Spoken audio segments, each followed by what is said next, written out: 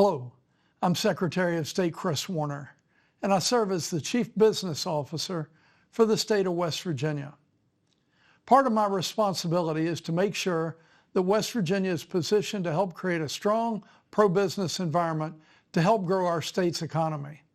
To do that, my office is working to promote the services and programs available throughout the state to help support entrepreneurs and small business owners. This is part of a video series we call Just 3 Questions. These videos are a series of short interviews that I will conduct with West Virginia business leaders and entrepreneurs. Joining me today is Jim Kaufman. Jim serves as the President and CEO of the West Virginia Hospital Association. And Jim has more than 25 years of healthcare policy experience.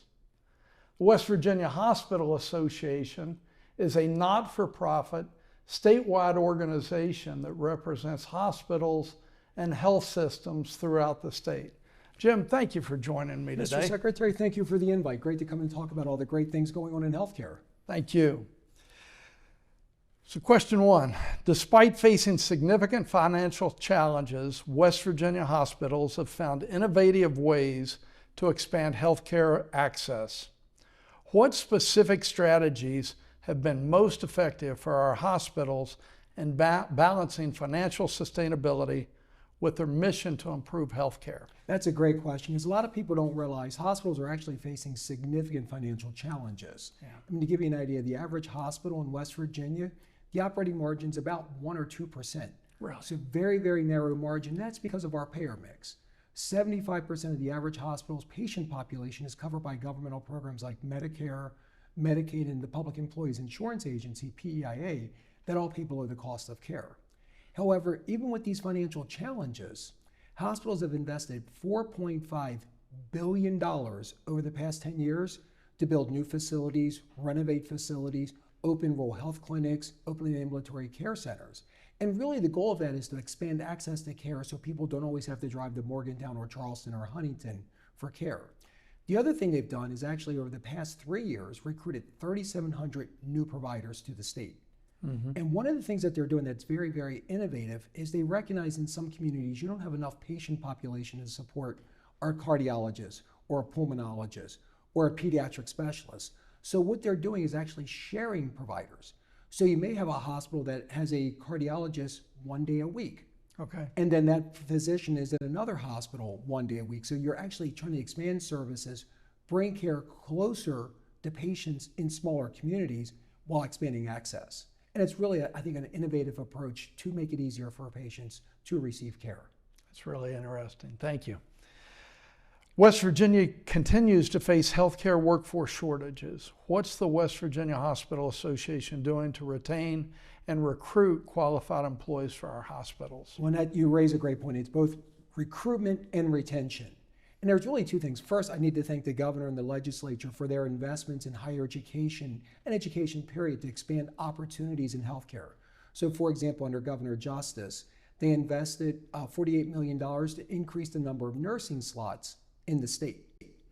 Now the challenge is right now nationally, there's about 100,000 vacant nurses positions today. So those nurses that we're producing can go anywhere in the country. And often what we're seeing is these other states are offering higher salaries because their payer mix, they have more resources to offer so they can recruit. So what we need to look at is how do we improve the environment? So efforts like you're doing is making West Virginia a great place to raise a family that helps recruit providers and retain them. But also what the hospitals are doing is how do we offer incentives, tuition assistance, other things. But the Hospital Association, what we're looking at is also a retention side.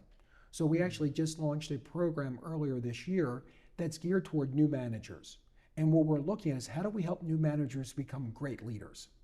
And what's beauty is we're opening this up to not anybody just in hospitals, but anybody in healthcare. Because we're also looking at, we have seen challenges with EMS, federally qualified health centers, other providers where we need to recognize and build that leadership within all settings in healthcare. So this new leadership program that we launched is really designed to help all new leaders, anybody in healthcare, become great managers, great leaders. In addition, we partnered with the Behavioral Health Association, Long-Term Care, and the Primary Care Association to launch a new website geared towards middle school students and high school students. Okay. It's explorehealthcarecareerswv.org, and it's really to allow those young people to take a test to see opportunities in healthcare, because most people think about doctors and nurses. They don't realize the opportunity with respiratory therapists, lab technicians, other services, that you don't need a 4-year degree. You can actually go in and earn a great job with a certificate or a 2-year degree, make a great living, and serve your community. And I think a lot of young people, they don't want a job. They want a career that serves their community. What's better than healthcare? It's a great idea.